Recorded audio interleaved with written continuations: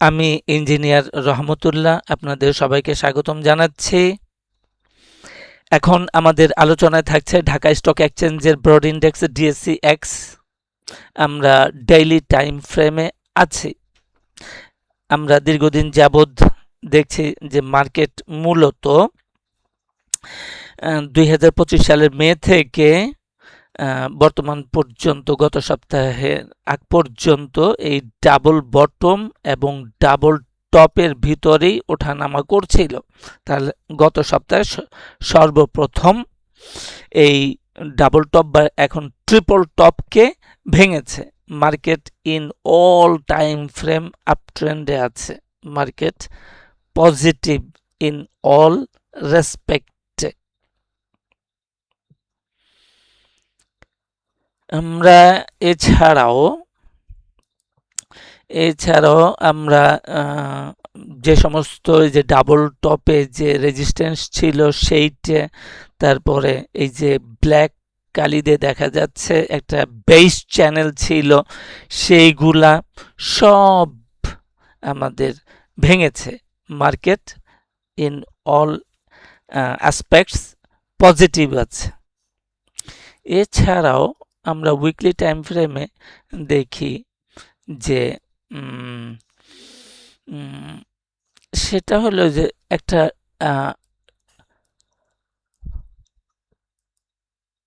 Trend line আমরা weekly time ফ্রেমে আছি 2021-এর যে টপ আছে সেই টপ থেকে আমরা একটা লাইন ড্র করলে দেখা যাবে যে গত সপ্তাহে ট্রিপল টপ যেমনটা ভেঙেছে এই ট্রেন্ড লাইনটাও ভেঙেছে। তো এই টপ থেকে আমরা ড্র করেছি এই টপ পর্যন্ত, সেটা হলো 2024-এর টপ এবং 2021-এর টপ দিয়ে।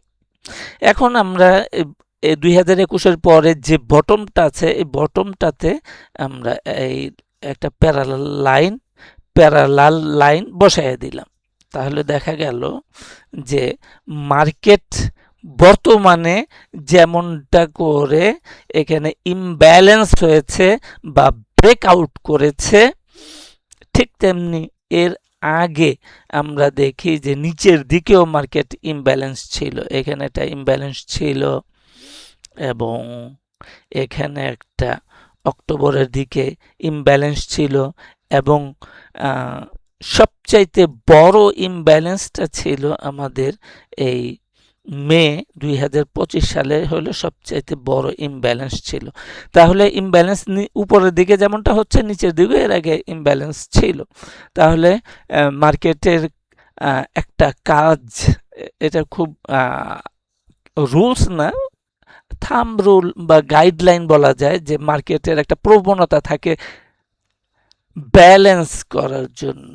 তাহলে আমরা এখন যেটা করতে পারি সেইটা হলো যে আমরা এই ইমব্যালেন্সটাকে একটু মেজার করব। তাহলে এটাকে আমি কপি করে আমরা এইখানে এই যেখানে সবচাইতে বড় ইমব্যালেন্স ছিল সেটা আমি এই বেগুনি কালার দিয়ে দেখালাম যে আমাদের ইমব্যালেন্সের পরিমাণটা কতটুকু। তাহলে আমরা এখন মেজার করব যে আমাদের ইমব্যালেন্সটা কতটুকু আছে। তাহলে এখানে আমরা খুব সহজভাবে দেখব যে এখানে আমরা ইমব্যালেন্সটা হলো এইটুক। এই ইমব্যালেন্সটাকে আমরা গত সপ্তাহে যেহেতু শুরুটা হয়েছে সেখানে ব্রেকআউটে বসায় দিলাম। তাহলে আমরা ইমব্যালেন্সের পরিমাণটা জানতে পারবো। তাহলে অ্যাগেইন ইমব্যালেন্স বেগুনি রংটাকে কপি করে ওই ইমব্যালেন্সের মাথাতে বসায় দিলাম। তাহলে আমরা এখন ইমব্যালেন্সের পরিমাণটা জেনে গেলাম। তাহলে এইটাই হচ্ছে গিয়ে এখন আমাদের জন্য একটা টার্গেট। তাহলে দেখা যাচ্ছে যে এই টার্গেটটা হচ্ছে অ্যাপ্রক্সিমেটলি 6320। এখানে একটা রেজিস্ট্যান্স জোন আছে বটে। এনিওয়ে এখানে একটা রেজিস্ট্যান্স জোনও আছে, ভালো। তো ইম্পর্টেন্টলি যেটা হইল যে আমরা এখানে যে টার্গেটটা পেলাম অ্যাপ্রক্সিমেটলি ৬,০০০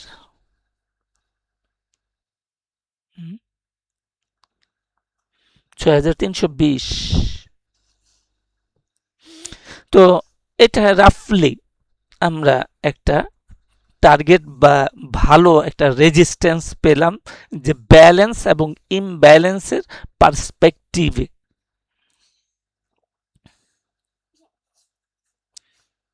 $৬,৩২৬। আর আমরা গত গত ৩ সপ্তাহ যাবৎ আমরা যে টার্গেট নিয়ে আলোচনা করেছিলাম, তো সেইখানে কিন্তু আমাদের ৬,২২২-এ আমাদের একটা টার্গেট আছে। এবং গুরুত্বপূর্ণ বিষয় হলো যে আজ এই সপ্তাহের সর্বশেষ কার্যদিবসে পর্যন্ত আমাদের ফার্স্ট রেজিস্ট্যান্স যেটা ছিল 138.2% ফিবোনাসি লেভেলে, সেই জায়গাতেই আমাদের মার্কেটটা শেষ হয়েছে এবং একটা রেড ক্যান্ডেল তৈরি করেছে। এই হলো অবস্থা। ইন অল রেসপেক্ট আমরা দেখলাম মার্কেট পজিটিভ আছে। এখন মার্কেট পজিটিভ থাকলে পরেই আমরা খুব রিল্যাক্স মুডে থাকতে পারি না। একজন পেশাদার বা দক্ষ ট্রেডার সবসময় সে মার্কেটটাকে পর্যবেক্ষণ করে বা নজরদারির মধ্যে রাখে। তাহলে আমাদেরকেও একটা নজরদারি সিস্টেম দাঁড় করাইতে হবে এবং সামনের সপ্তাহগুলোতে আমরা আমাদের নজরদারি বৃদ্ধি করব। তো সেই পার্সপেক্টিভে আমাদের প্রথম বিষয়টা হচ্ছে যে টার্নওভার। একটা মার্কেটের মেরুদণ্ড থাকে, সেই মার্কেটের যে লিস্টেড কোম্পানি আছে তাদের ফান্ডামেন্টালসই হইল গিয়ে সেই মার্কেটে মেরুদণ্ড থাকে। তো আমাদের ক্ষেত্রে একটু ব্যতিক্রম আছে বর্তমান পার্সপেক্টিভে, বর্তমান সময়ে। সেটা হলো যে ডেইলি টার্নওভারটাই হচ্ছে আমাদের এখন মার্কেটের মূল মেরুদণ্ড। তাহলে আমাদেরকে এই টার্নওভারটাকে দেখতে হবে। এবং আমরা দেখেছি গত সপ্তাহে, গত মঙ্গলবারে ১৫৭৪ কোটি টাকা লেনদেন হয়েছে, যেটা গত প্রায় ২ বছরের মধ্যে সর্বোচ্চ বা ২৩ মাসের মধ্যে সর্বোচ্চ। এর আগে ১১ই আগস্ট ২০২৪-এ ২,০০০ কোটি টাকা ২,০১০ কোটি টাকা টার্নওভার ছিল। সো এটা টার্নওভারটা একটা বিষয় গেল। আর একটা হলো যে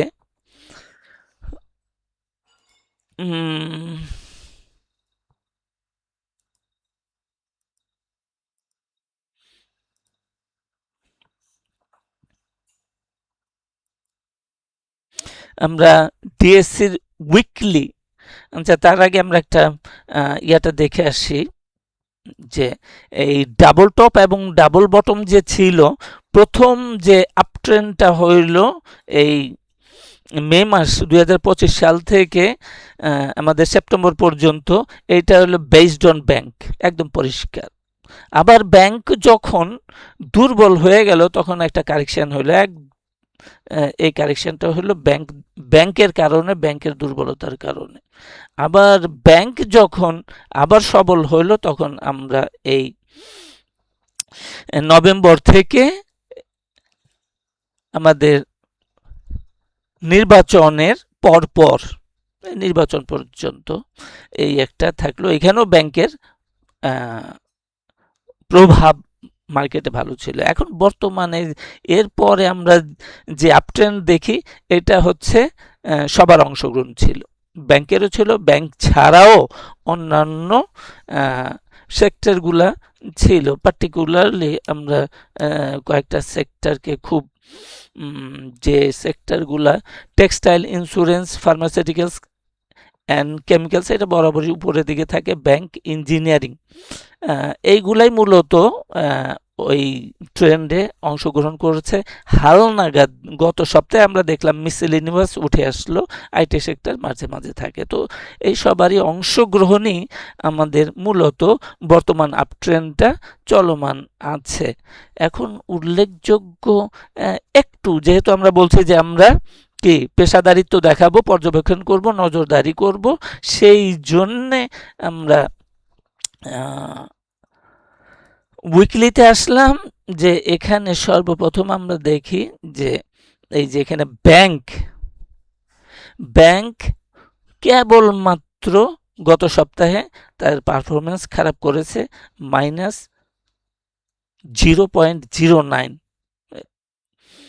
তো এই পারফরমেন্সের কারণে তাহলে আমরা ব্যাংক সেক্টরটাকে ওভারঅল এবং মার্কেটটাকে পর্যবেক্ষণ করব যে এটার কোনো প্রভাব রয়েছে কি না।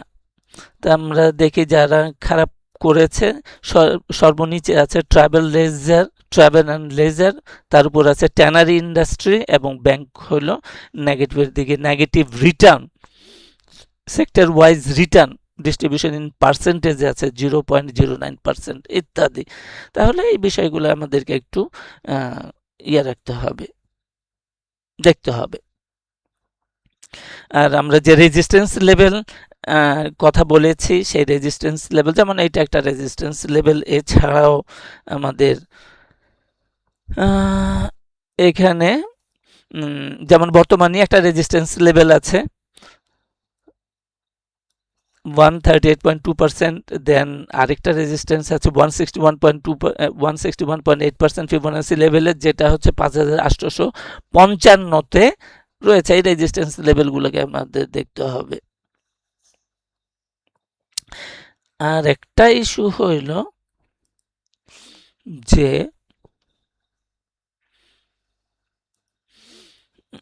আরেকটা ইস্যু হইলে যেটা সতর্কতা, আমরা আওয়ারলি চার্টে দেখছি, এটা কুড বি 32-তে, আচ্ছা এখানে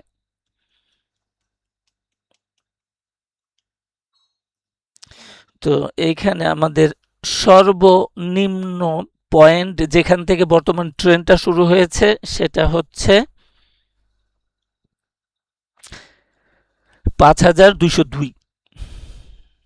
5202 থেকে শুরু হয়েছে। তো এইখানে আমরা একটু ওয়েব অ্যানালাইসিস করি, তাহলে এই উঠে গেল 1, দেন 2, 1 2 3 4 5 3, এটা 1 এর পরে ভিতরে ঢুকে গেছে, ধরলাম এটা ওয়েব 4, দেন 5। তো একটু এখানে অ্যাডজাস্ট করতে হবে। ঠিক আছে, তাহলে আমরা মোটামুটি ভাবে বলতে পারি যে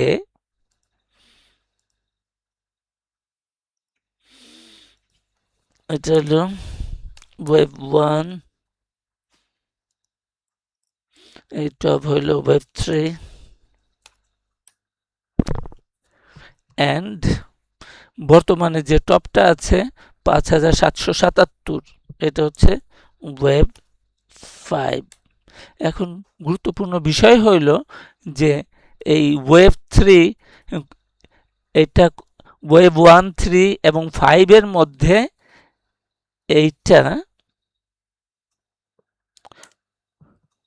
কখনো সর্বকনিষ্ঠ হইতে পারবে না। এই ওয়েব 3টা ওয়েব 1, 3 এবং 5 এর মধ্যে এই 3টা সর্বকনিষ্ঠ হইতে পারবে না, সবচাইতে ছোট ভাই হতে পারবে না। তাহলে এখানে দেখা যাচ্ছে যে আমাদের ওয়েব 5 এট প্রেজেন্ট আছে, ওয়েব 5 ইকুয়ালস টু ওয়েব 3, 3 আর 5 অ্যাপ্রক্সিমেটলি সমান আছে। তো সেই ক্ষেত্রে যে in order to be bullish, more bullish থাকতে গেলে এই 5777-কে অতিক্রম করতে হবে, এবং সেইটা আগামী রবিবারই আমরা টের পাবো। তাহলে সেইটা হইলে মার্কেট অনেক দূর যাবে এবং এক্সটেনশন হবে। তাহলে এইটা একটা গুরুত্বপূর্ণ জায়গা যে 5,777 কে অতিক্রম করতে পারছে কি না, পারলে পরে মার্কেট ভালো হওয়ার একটা সুযোগ তৈরি হবে বা তৈরি হচ্ছে কি না সেটা আমরা বুঝতে পারবো এই জায়গা থেকে। আর একটা ইস্যু আর কি দেখবো আমরা পর্যবেক্ষণ করতে পারি আরেকটা ইস্যু যে মার্কেট কিভাবে রিয়াক্ট করছে।